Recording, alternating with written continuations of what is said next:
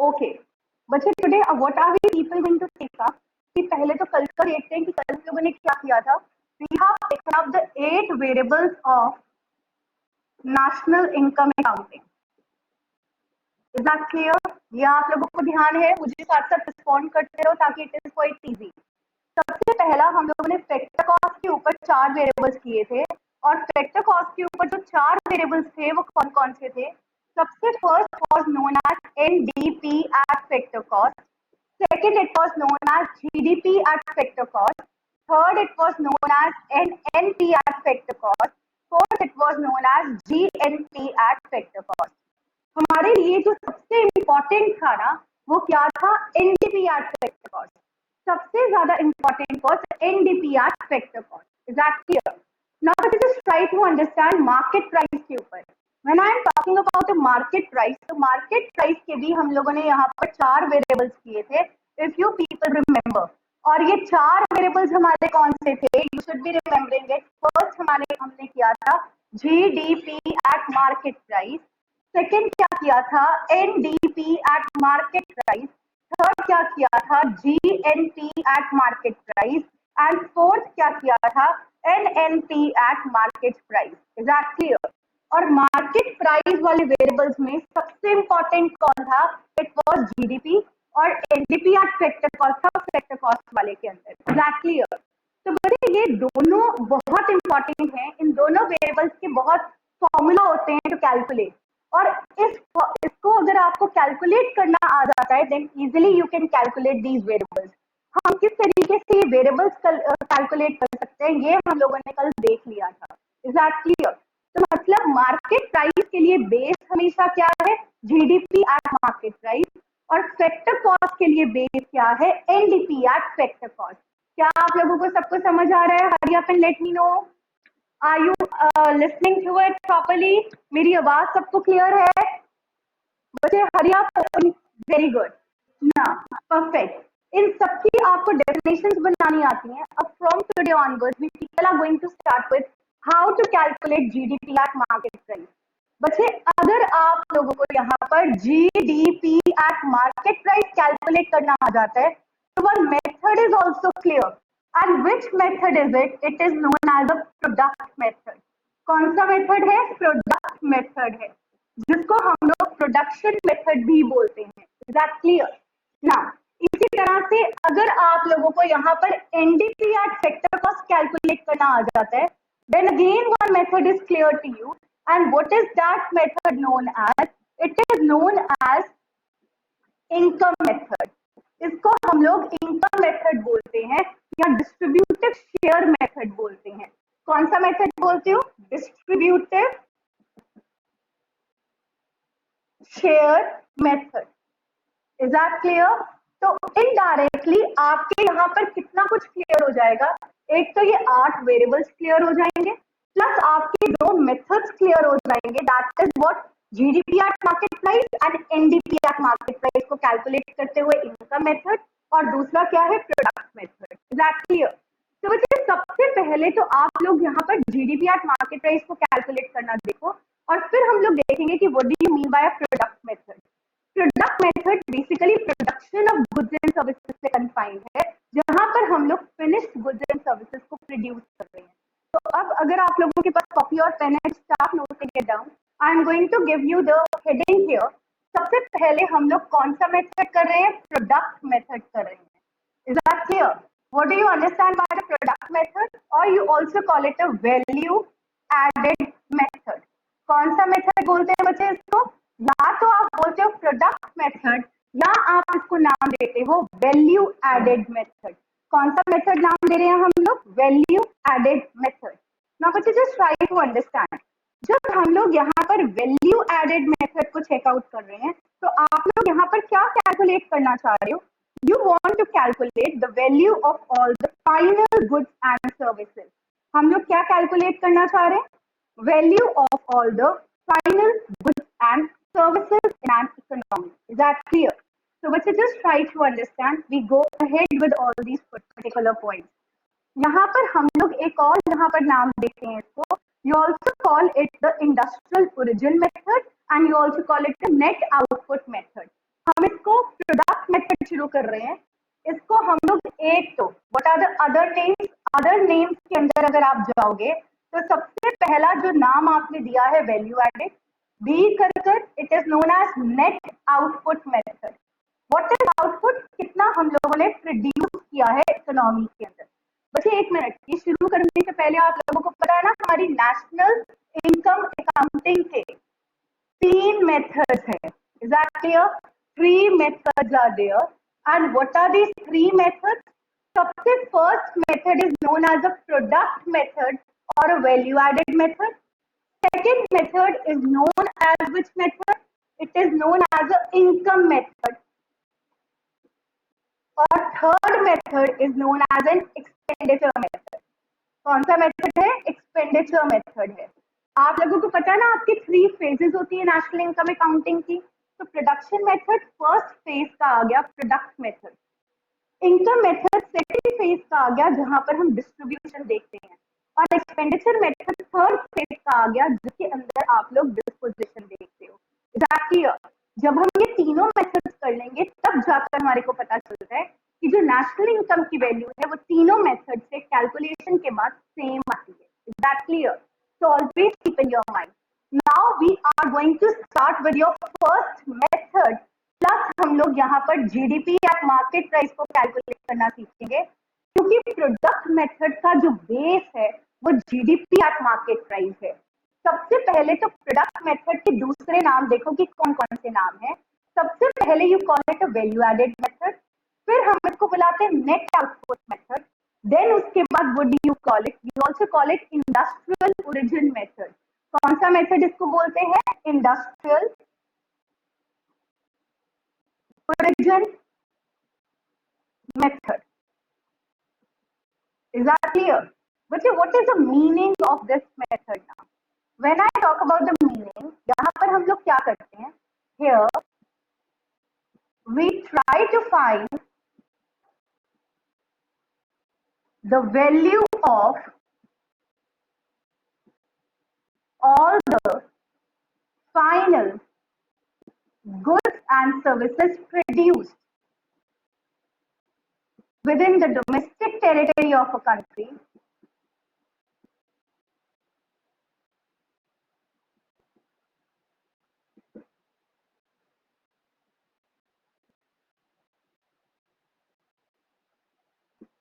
in one accounting year. Accounting year आप लोगों को पता है ना? It is the financial year that starts from 1st of April to 31st of March. Now, बच्चा आपको मीनिंग भी पता लग गया प्रोडक्ट मेथड का। यहाँ पर हम लोग ढूंढने की क्या कोशिश करते हैं? It is to find the market value. जब ये वैल्यू है ना, इसका क्या मतलब है? मार्केट वैल्यू ढूंढना है। तो कोई भी चीज जिसकी आपने मार्केट वैल्यू ढूंढनी होती है वो हमेशा किसके ऊपर होता है? Do remember, always at market price. Is that clear? हमेशा किसके ऊपर होता है? मार्केट प्राइस के ऊपर होता है। तो बच्चे यहाँ पर हमने मार्केट वैल्यू ढूंढनी है, all the final goods and services produced within the domestic territory of a country in one accounting year. Is this point clear to everyone? Hurry up and answer me. Yes or no? क्या सबको ये point clear हो गया कि आप product method के अंदर क्या देखने जा रहे हो?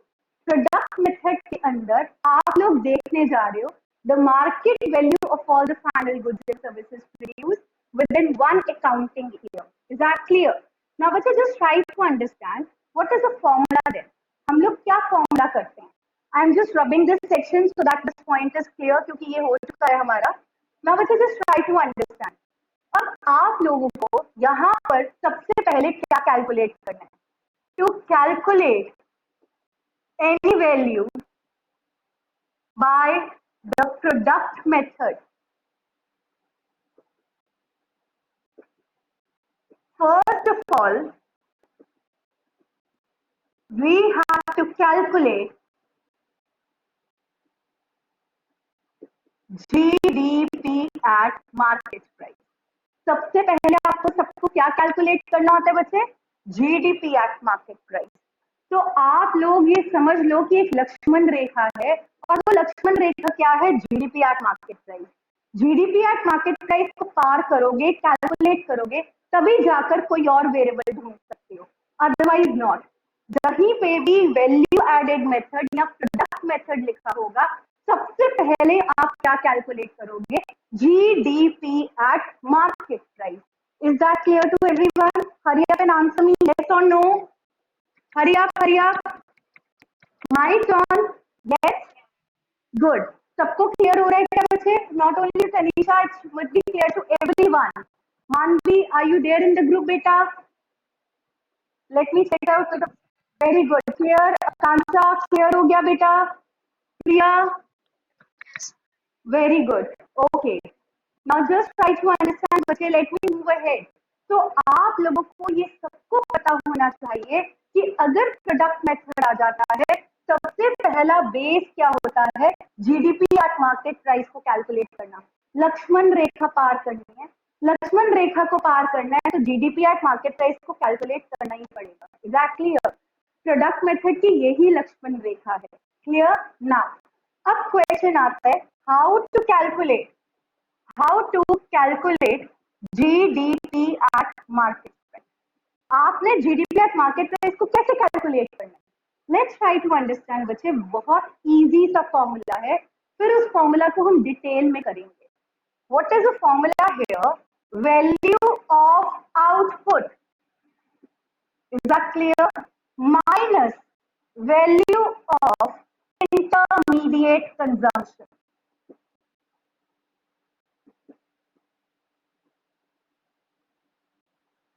क्या है? It is a value of output minus क्या कर दिया? वैल्यू ऑफ इंटरमीडिएट कंजम्पशन कर दिया। आपके पास क्या आ जाएगा? GDP at market price. Is that clear और नॉट? सबको समझ आ गया कैसे कैलकुलेट करना है? Value of output minus value of intermediate consumption. What are you going to get? GDP at market price. Is that clear to everyone? सबको clear हो गया? Hurry up and tell me what is the formula to calculate GDP at market price? हमारे पास दो variables होते हैं, एक variable हो गया वैल्यू ऑफ आउटपुट, दूसरा वेरिएबल हो गया वैल्यू ऑफ इंटरमीडिएट कंजम्पशन। हम लोग डिटेल में वैल्यू ऑफ आउटपुट को भी देखेंगे, इंटरमीडिएट कंजम्पशन को भी देखेंगे, पर बेस यही होता है, value of output minus value of intermediate consumption. Answer क्या आ जाएगा? GDP at market price. Is that clear? Now बच्चे जस्ट ट्राई टू अंडरस्टैंड। अब हम लोगों ने देखा है कि what do you understand by value of output. Value of output का मतलब होता है सारे के सारी वैल्यू, जितने भी गुड्स एंड सर्विसेज को प्रोड्यूस किया है ना, उनके अंदर क्या वैल्यू है, उनको बेच के क्या सामान मिला है, क्या पैसे मिले हैं, वो सारे के सारे हमारे वैल्यू ऑफ आउटपुट में इंक्लूड होता है। एक चीज का ध्यान रखना, वैल्यू ऑफ आउटपुट की वैल्यू हमेशा जीडीपी एट मार्केट प्राइस से ज्यादा होती है। That clear? पता है क्यों? क्योंकि इसके अंदर से हम लोग इंटरमीडिएट कंजम्पशन को माइनस कर देते हैं। What is intermediate consumption? आप लोगों ने प्रोडक्शन करी, इज दैट क्लियर? तो प्रोडक्शन करी तो हम लोगों ने रॉ मटेरियल्स खरीदे वर्थ ₹500। हम लोगों ने प्रोडक्शन कर कर उसी रॉ मटेरियल से कोई भी चीज बनाई, let me say that bread. मैंने व्हीट खरीदी ₹500, इज दैट क्लियर?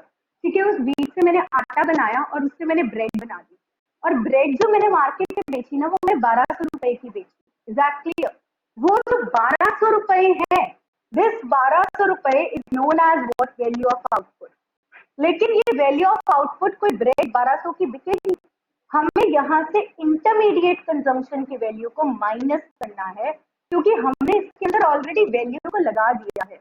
तो अगर हम इंटरमीडिएट गुड्स की वैल्यू को माइनस नहीं करते, यहाँ पर वैल्यू दोबारा से लग जाती है, leading to double counting. Is that clear? तो व्हाट इज इट? यहाँ पर हमने यहाँ पर 500 रुपीज को माइनस कर दिया। What are you people going to get? Can anyone give me the answer?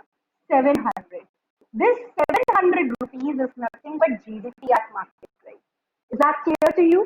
मतलब आपने एक ब्रेड बनाई और उस ब्रेड का रेट जो कोट किया वो 1200 रुपए कोट किया, लेकिन हमने इंटरमीडिएट कंजम्पशन का भी प्राइस उसमें लगाया हुआ था। इंटरमीडिएट गुड्स की प्राइस को हमें डिडक्ट करना पड़ेगा, then only you will get the value of final goods and services produced in our economy. Is that clear? हम बार बार रेट नहीं लगा सकते। ये जो 700 रुपए है ना, इसके अंदर ऑलरेडी इंटरमीडिएट गुड्स की वैल्यू इंक्लूडेड है। Is that clear? क्योंकि कोई भी ब्रेड बच्चे यहाँ पर 1200 की हो नहीं सकती, 700 की तो फिर भी हो सकती है, 500 का रॉ मटेरियल हमारी तरफ से हो गया, 200 हमने एक्स्ट्रा बनाने के लगा दिए और हम लोगों ने बेकिंग चार्जेस लगा दिए और हमारा रेट क्या रख दिया 700 रुपीज। एग्जैक्टली। तो दैट्स व्हाई इंटरमीडिएट गुड्स की वैल्यू को माइनस करना पड़ेगा, तभी जाकर आपको फाइनल गुड्स की वैल्यू मिलेगी। फाइनल गुड्स आप लोगों को मैंने उस दिन भी बताया था, वो वाले गुड्स होते हैं जो कि प्रोड्यूस हो चुके हैं, they have crossed the boundary line of production. उन्होंने जो बाउंड्री लाइन ऑफ प्रोडक्शन है उसको क्या कर लिया है, क्रॉस कर लिया है, and they are ready to be sold in the market. हम मार्केट में अब उनको बेचने के लिए क्या है, तैयार है। Is that clear? तो इस तरह के जो गुड्स होते हैं, they are known as which goods? They are known as the final goods. I hope this point is clear to everyone. Hurry up and let me know yes or no. बच्चे सबको clear हो गया? What do you mean by the value of final goods? Very good. Now बच्चे अगर आपको ये वाला point clear हो गया कि what is the value of a final good बच्चे, now बच्चे just try to understand. अब हम लोग वैल्यू ऑफ आउटपुट ढूंढेंगे कि कैसे ढूंढना है। हमारा ये जो ए वेरिएबल था ना, we people are going to find this a variable. Is that clear? And this is your b variable and this is our a variable. Let's try to understand आप लोग यहाँ पर वैल्यू ऑफ आउटपुट कैसे ढूंढते हो। Value of output is equal to sales plus change in stock. Is that clear? Change in stock. बच्चे change in stock क्या होता है? Inventory investment. इन्वेंट्रीज पता है ना क्या होता है? अकाउंट्स में पक्का पढ़ी होंगी। What are the inventories? Stock available. Inventories investment is known as change in stock. Is that clear? अब यहाँ पर सेल्स देखो बच्चे क्या है, सेल्स का मतलब है जो सामान आपने बेचा। Is that clear? So let's try to understand value of output का जो फॉर्मूला है, that is sales plus change in stock. अब यहाँ पर देखें where sales is equal to, अब आपने जो सामान बेचा वो अपनी कंट्री में भी बेचा और बाहर भी बेच दिया। Is that clear? कहाँ कहाँ पे बेचा? अपनी कंट्री में भी बेच दिया और बाहर भी बेच दिया। Is that clear? तो जो सामान आपने अपनी कंट्री के अंदर बेचा वो कहलाता है डोमेस्टिक सेल्स, और जो सामान आपने बाहर वाली कंट्री में बेचा तो वो क्या कहलाता है? It is known as the export. Is that clear? What do you call it? You call it export. क्या कहते हो बच्चे आप उसको? एक्सपोर्ट कहते हैं। तो इसका मतलब क्या हो गया कि हमारा जो स्टॉक है ना, सेल्स है ना, सेल्स के भी कितने पार्ट्स हो गए? 2 पार्ट्स हो गए। कौन कौन से पार्ट्स हो गए बच्चे? इसका मतलब है एक हो गया सेल्स जो कि डोमेस्टिक सेल्स है, और एक हो गया export. Are you getting my point और नॉट? तो आपको पता लग गया सेल्स किसके बराबर होता है? Domestic sales plus export. Is that clear? हमें अगर डोमेस्टिक सेल्स दे रखी है और अगर एक्सपोर्ट दे रखा है तो दोनों को ऐड करना है। अगर आपको कंप्लीट सेल्स दे रखा है तो अगर एक्सपोर्ट तक दे भी दिया तो उसको ऐड नहीं करना है कंप्लीट सेल्स के अंदर, क्योंकि that is already a part of sales. समझ आया? ये वाली लाइन बहुत इंपॉर्टेंट है। You should be knowing it. Everybody should note it down. If exports are separately given and sales is also given, then do not add exports. Is that clear? मैं आपको बार बार बता रही हूँ. I will be sending you the notes also. उसके अंदर ये सब कुछ लिखा होगा. So you should be remembering this particularly कि अगर आप लोगों के पास यहाँ पर sales given है, complete sales, और एक्सपोर्ट्स भी दे दिए, तो वो आपको सिर्फ कंफ्यूज करने के लिए दे रखे हैं। तो यू शुड रिमेंबर, यहाँ पर एक नोट है, if sales is given then we do not add exports. Do not add exports. तब हम लोग एक्सपोर्ट्स को ऐड नहीं करते हैं to it. Is that clear? Do you know why? क्योंकि exports already sales का part है। सबको समझ आ गया? How to calculate the sales? ये तो एक मेथड था सेल्स को कैलकुलेट करने का।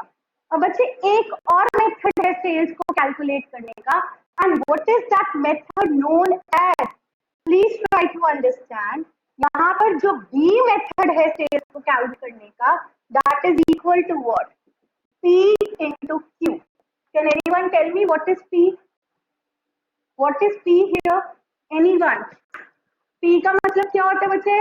हरिया? P is known as what? No, price.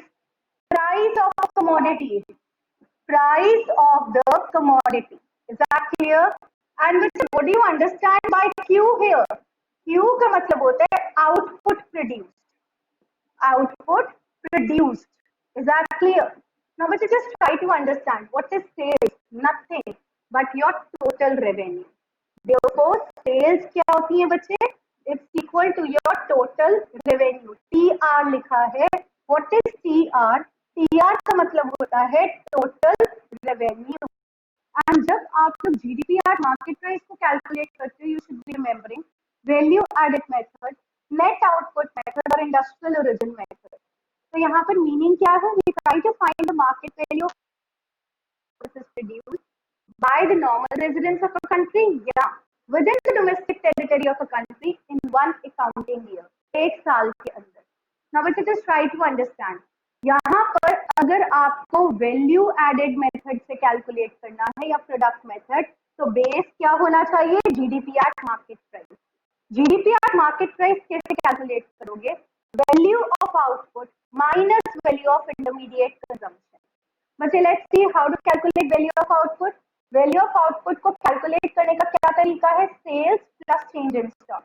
हम लोग सेल्स को चेक कर रहे हैं. सेल्स को चेक करने के दो फॉर्मूला हैं, दो तरीके से कैलकुलेट कर सकते हो. एक domestic sales plus export. Is that clear?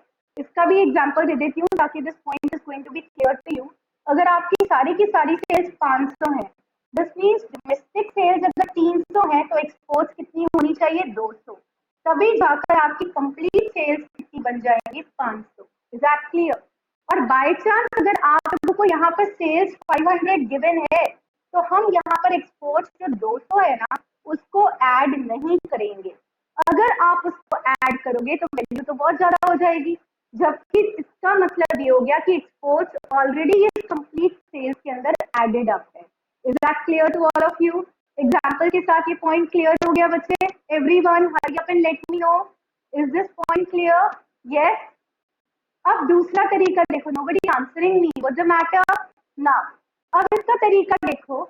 जो ये सेल्स होता है ना, वेरी गुड, सेल्स होता है it's also equal to P into Q. P का मतलब क्या होता है? Price of a commodity. Q का मतलब क्या होता है? Output produced in an economy. Is that clear? तो सेल्स एक्चुअल में क्या है? Total revenue earn. Is that clear? तो टोटल रेवेन्यू अर्न के अंदर से कॉस्ट माइनस तो करनी पड़ती है ना. तो what is that cost? Nothing. जो हम लोग इंटरमीडिएट कंजम्पशन होगी वो हमारा खर्चा होगा, कॉस्ट होगा, हम उसको माइनस कर देंगे, वो बाद में करेंगे. पहले आप सेल्स देख लीजिए. प्राइस कितना था किसी भी कमोडिटी का? 20 रुपए. क्वांटिटी कितनी प्रोड्यूस करी थी? 10,000. तो यहाँ पे आपको अगर सेल्स ढूंढनी होगी ना, आपको इन दोनों को मल्टीप्लाई करना पड़ेगा, तब जाकर आप सेल्स ढूंढोगे. और सेल्स हमेशा किस में एक्सप्रेस होता है बच्चे? रुपी फॉर्म के अंदर. किसके अंदर एक्सप्रेस होता है? रुपी फॉर्म के अंदर. क्या ये पॉइंट सबको क्लियर हो गया? हरी up and let me no, yes or no? Yes. Let me move ahead now with the next point. Very good. I am going to move ahead with the next point. और next point जो हम लोग करने जा रहे हैं, that is particularly known as what? It is known as value. Sorry, हमारा क्या रह गया था इसमें से? Change in stock. अब अच्छे चलो जरा देखें, what do you understand by change in stock? What is change in stock?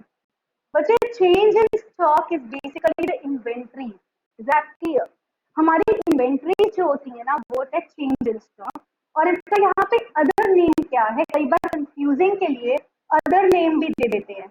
And what is the other name? It is known as inventory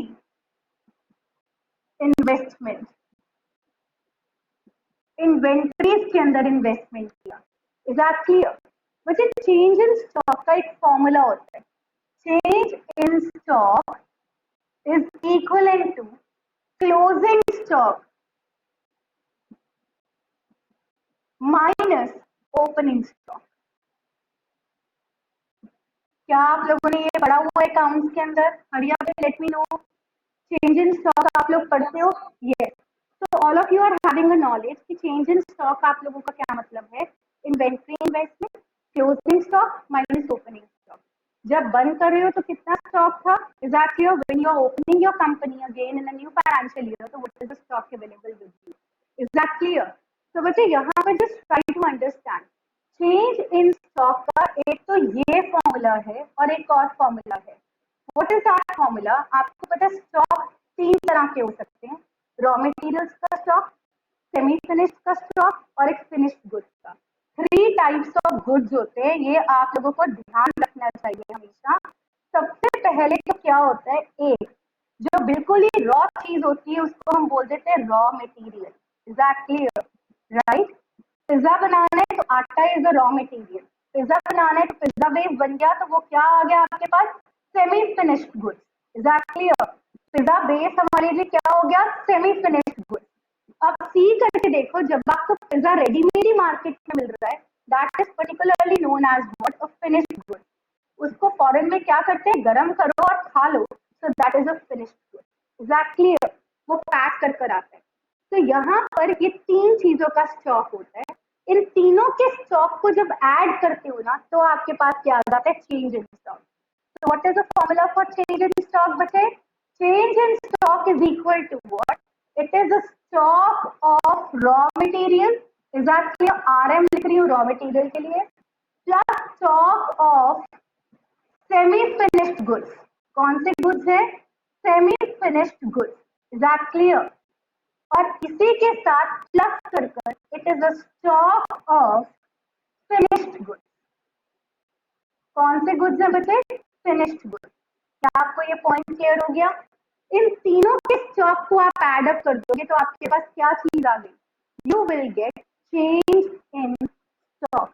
is that clear to all of you? सबको क्या clear हो गया ये वाली चीज और या नहीं हुई? Is this point clear? Yes? Okay. आपको पता है बच्चे, आप लोगों को पता है कि चेंज इन स्टॉक क्यों अराइज होता है? क्योंकि एक साल के अंदर कुछ सामान हमारा बिकने से रह गया है, तभी चेंज इन स्टॉक है। Is that clear? अगर सपोज करो एक साल में सारे का सारा सामान बिक गया, अगर entire output is sold in 1 year, तो वैल्यू ऑफ आउटपुट किसके बराबर हो जाएगी? यहाँ पर ये दो चीजें नोट करने वाली हैं। चेंज इन स्टॉक क्यों एक्रू होता है बिजनेस के अंदर? Because of unsold stock. Because of which stock बचे? Unsold stock. Is that clear? Change in stock क्यों आता है? क्योंकि हमारा स्टॉक एक अकाउंटिंग ईयर में कुछ अनसोल्ड रह गया है, right? But if entire stock is sold, if entire stock is sold, then value of output is equal to sales. Value of output किसके बराबर आ जाती है? सेल्स के बराबर। क्योंकि उस समय यहाँ पर हमारा जो चेंज इन स्टॉक है ना, that is equivalent to zero. इसकी वैल्यू कितनी है? जीरो है, क्योंकि हमने सारा सामान बेच दिया, हमारे पास कुछ भी नहीं पड़ा। Is that clear? अगर आपके पास कुछ भी सामान नहीं पड़ा है ड्यूरिंग वन फाइनेंशियल ईयर, सारे का सारा सामान बिक गया, तो वैल्यू ऑफ आउटपुट किसके बराबर आ जाएगी? सेल्स के बराबर। और ये जो चेंज इन स्टॉक अराइज होता है, ये किसके कारण से होता है? अनसोल्ड स्टॉक के कारण से। Is that clear? क्या आप सबको वैल्यू ऑफ आउटपुट क्लियर हो गया? वैल्यू ऑफ आउटपुट वाला पोर्शन हमारा बिल्कुल क्लियर होना चाहिए, और ये मैं स्क्रीनशॉट भी भेज दूंगी and you should be noting it down also. Is that clear? Clear that? एक बार और रिपीट कर लेते हैं। हमने जीडीपी मार्केट प्राइस मेन है जिसको कैलकुलेट करना है वैल्यू वाइज मेथड में। इनडायरेक्टली हमारी दो चीजें हो रही है, जीडीपी एट मार्केट प्राइस को भी कैलकुलेट करना सीख रहे हो जिससे कि बाकी तीन वेरिएबल्स भी आ जाए, और इनडायरेक्टली एक मेथड हो रहा है, और वो मेथड कौन सा है? Value added method. सबसे पहले वैल्यू ऑफ आउटपुट को देख लीजिए। How to calculate value of output? Sales plus change in stock. और सेल्स क्या होता है? जो सामान आप बेच देते हो, हम अपनी कंट्री में भी बेच सकते हैं और बाहर भी बेच सकते हैं। जो कंट्री में बेचते हैं उसको डोमेस्टिक सेल्स बोलते हैं, और जो बाहर बेचते हैं उसको एक्सपोर्ट बोलते हैं। इन दोनों को ऐड कर दोगे तो सेल्स आ जाएंगे। और सेल्स को कैलकुलेट करने का एक और तरीका है, what is that? P into Q. P का मतलब क्या होता है? प्राइस ऑफ अ गुड, और Q का मतलब क्या होता है? Output produce. Sales is nothing but your total revenue P into Q किसके बराबर हो गया, आपके टोटल रेवेन्यू के बराबर हो गया. Is that clear? Now बच्चे you should be remembering, अगर sales is given, you do not add export to it बाहर से अलग से. हमें अगर कंप्लीट सेल्स गिवन है और क्वेश्चन में एक्सपोर्ट की वैल्यू भी दे दी, तो हमने एक्सपोर्ट की वैल्यू को सेल्स की वैल्यू में ऐड नहीं करना है, क्योंकि सेल्स के अंदर already exports is a part there. Is that clear? Now let's try to understand. अब हम दूसरे पोर्शन की तरफ जा रहे हैं. सेल्स हमारा क्लियर हो गया. अब हम change in stock. What is change in stock? Inventory investment बोलते हैं. We also call it closing stock minus opening stock. Is that clear? Closing stock minus opening stock. Change in stock is equal to, दो formulas है, एक तो यह आ गया closing minus opening, और चेंज इन स्टॉक किसके कारण से होता है? अनसोल्ड स्टॉक के कारण से आता है. किसके कारण से आता है? अनसोल्ड स्टॉक के कारण से. तो यहाँ पर चेंज इन स्टॉक का एक फॉर्मूला और आ गया, stock of raw material plus change in stock of semi finished goods plus change in stock of finished goods. इन तीनों के चेंज इन स्टॉक को ऐड करोगे तो कंप्लीट चेंज इन स्टॉक मिल जाएगा. ये डेल्टा मैंने क्या लिखा है बच्चे? चेंज होता है. Is that clear? डेल्टा को हम हमेशा क्या बोलते हैं? चेंज बोलते हैं.